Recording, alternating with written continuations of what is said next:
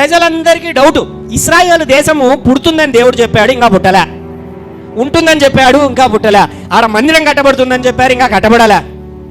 యుద్ధాలు జరుగుతాయన్నారు, యుద్ధాలు జరగల. కరువులు వస్తాయన్నారు, కరువులు రాలా. భూకంపాలు వస్తాయన్నారు, భూకంపాలు రాలా. కాబట్టి బైబిల్ తప్పు. ఏం చెప్తున్నారు? బైబిల్ తప్పు. ఒకానొక రోజు వచ్చింది 1900 సంవత్సరము.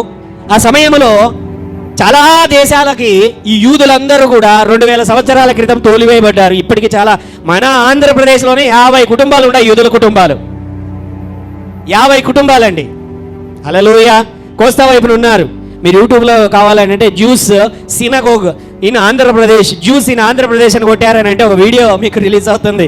ఒక 50 కుటుంబాలు, వాళ్ళు చాలా చోట్ల ఉన్నారు ఆంధ్రప్రదేశ్లో. కానీ వాళ్ళ యూదుల పండగకి సంవత్సరానికి 3 సార్లు ఖచ్చితంగా ఆ యొక్క ఈ విధంగా చర్చ ఒకటి ఉంది వాళ్ళకు. అక్కడికి వెళ్ళి ప్రార్థన చేసుకొని వస్తారు వాళ్ళు. హల్లెలూయా. చాలా దేశాలకు చెదిరివేయబడ్డారు వాళ్ళందరూ. ప్రపంచమంతా చెబుతా ఉన్నది ఏంటంటే యేసు లేడు, ఎవరు లేరు, బైబిల్ రాంగ్. ఎందుకయ్యా బైబిల్ రాంగ్ అని అంటే, ఎందుకు రాంగ్ అని అంటే, ఏది ఇశ్రాయేల్ దేశం ఏది, దేవాలయం ఏది, మందిరం ఏది, కట్టడం ఏది, ఇది జరగదు. ఈ విధంగానే పోతా ఉంది. 1900 సంవత్సరంలో ఒక విప్లవం వచ్చింది. మనకి ఏ విధంగా తెలంగాణ కావాలని చెప్పి విప్లవం చేశారో, ప్రజలందరూ కూడా కోరుకున్నారో, ప్రపంచవ్యాప్తంగా ఉన్నటువంటి యూదులందరూ కూడా ఏం చేశారంటే, మాకు ఒక దేశం ఉంటే మేలు. కొంతమంది, అందరూ కాదు, కొంతమంది. ఆ మధ్యలో ఏం జరిగిందని అంటే, రాలే దేశం అయితే రాలే వాళ్ళకి. ఇంకా ఆ మధ్యలో 1912, 14 ఆ మధ్యలో ఏం జరిగిందంటే, మొదటి ప్రపంచ యుద్ధం వచ్చింది. మొదటి ప్రపంచ యుద్ధం రాగానే యూదులు చాలా ఇబ్బందులకు గురి చేయబడ్డారు, చాలా ఇరుకులకు గురి చేయబడ్డారు, ఓర్చుకొని ఉన్నారు. వాళ్ళకంటూ ఒక దేశం ఉంటే బాగుండు అనేటువంటి ఆలోచన అప్పుడు చాలామంది యూదులలో ప్రారంభమయ్యింది. సరే, ఇంకా కాలం గడిచింది కొంతకాలానికి. ఆ టైంలో 1932, 36 అనుకుంటాను, ఆయన హిట్లర్ వచ్చాడు. హిట్లర్ వచ్చిన తర్వాత రెండవ ప్రపంచ యుద్ధం జరిగింది. ఆ రెండవ ప్రపంచ యుద్ధంలో దాదాపుగా కొన్ని లక్షల మంది యూదులను కక్షగట్టి చంపేశాడు.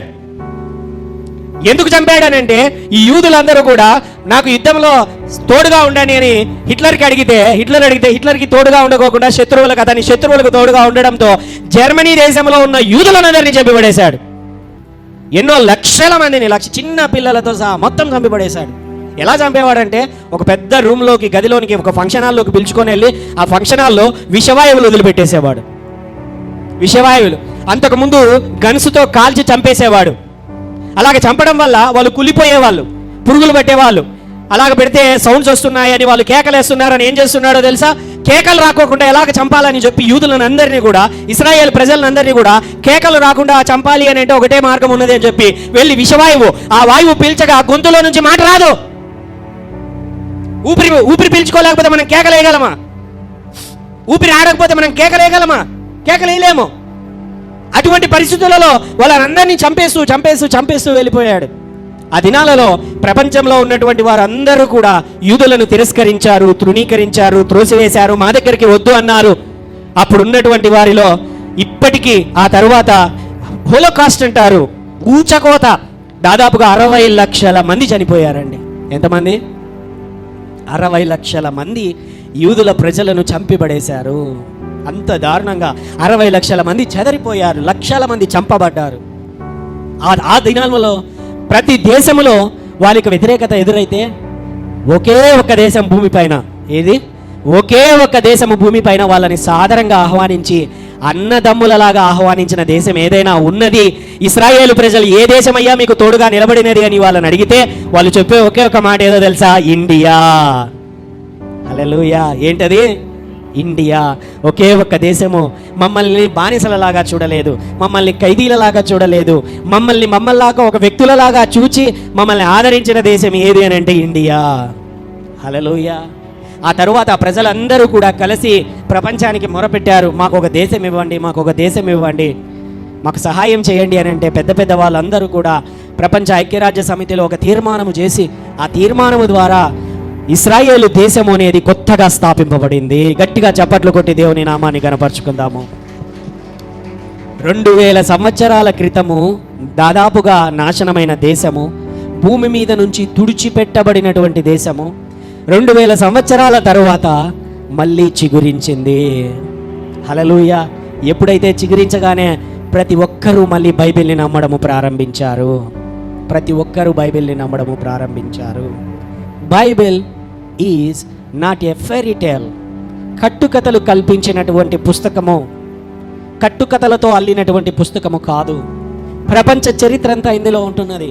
ఇప్పుడు నిన్న రాత్రే ఒక వీడియో చూచాను.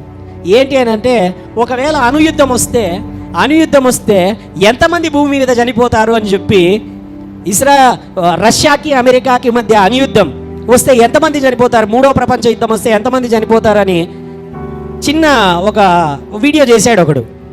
హెచ్ఎం టీవీలో కావాలంటే మీరు కొట్టండి, అణుయుద్ధం వస్తే ఎంతమంది చనిపోతారని తెలుగులో కొట్టండి యూట్యూబ్లో. ఎంతమంది చనిపోతారు అని అంటే దాదాపుగా 5,000 అణుబాంబులు పడతాయంట. ఎన్ని బాంబులు? 5,000 అణుబాంబులు పడతాయంట ఒక్కసారిగా. అర్థమైందా అండి? ఒక అణుబాంబు పడితేనే హిరోషిమా నాగసాకిలో 1,00,000 మంది చనిపోయారు. 10 లక్షల మందికి రోగాలు వచ్చాయి ఒక్క అణుబాంబు పడితేనే. హల్లెలూయా. మరి 5,000 అణుబాంబులు, ఇప్పుడు దానికి మించి 1,000 రెట్లు ఎక్కువగా తీవ్రత కలిగిన అణుబాంబులు. ఇప్పుడు ఒక అణుబాంబు పడితే 10 లక్షల మంది చనిపోతారు. ఎంతమంది? మరి 5,000 అణుబాంబులు అంటే దాదాపుగా 250 కోట్ల మంది నుంచి 300 కోట్ల మంది చనిపోతారంట. ఎంతమంది అంటే భారతదేశ జనాభాకి డబల్. ఎంతమంది చనిపోతారు? ఇప్పుడు వీడు ఆ లెక్క చెప్తా అన్నాడు ఎంతమంది చనిపోతాడు అని. ఇన్ని బాంబులు పడితే ఇన్ని కోట్ల మంది అని. బైబిల్ ఎప్పుడు చెప్పిందో తెలుసా ఈ మాట? బైబిల్ ఈ మాట ఎప్పుడు చెప్పిందో తెలుసా? యోహాను ప్రకటన గ్రంథములో 6వ బూర యుద్ధం ఒకటి జరుగుతుంది. ఆ యుద్ధములో భూమి మీద 3వ భాగము మనుషులు చనిపోతారు. ఎంతమంది? భూమి మీద 3వ భాగము. భూమి మీద ఎంతమంది ఉన్నారు ఇప్పుడు జనాలు? ఎంతమంది ఉన్నారు చెప్పండి? గట్టిగా ఐడియా ఉందా ఎంతమంది ఉన్నారో? 8 బిలియన్ పీపుల్ అంటే 800 కోట్ల మంది. ఎంతమంది? 800 కోట్లలో 3వ భాగం అంటే 250 కోట్ల నుంచి 300 కోట్ల మందే కదా.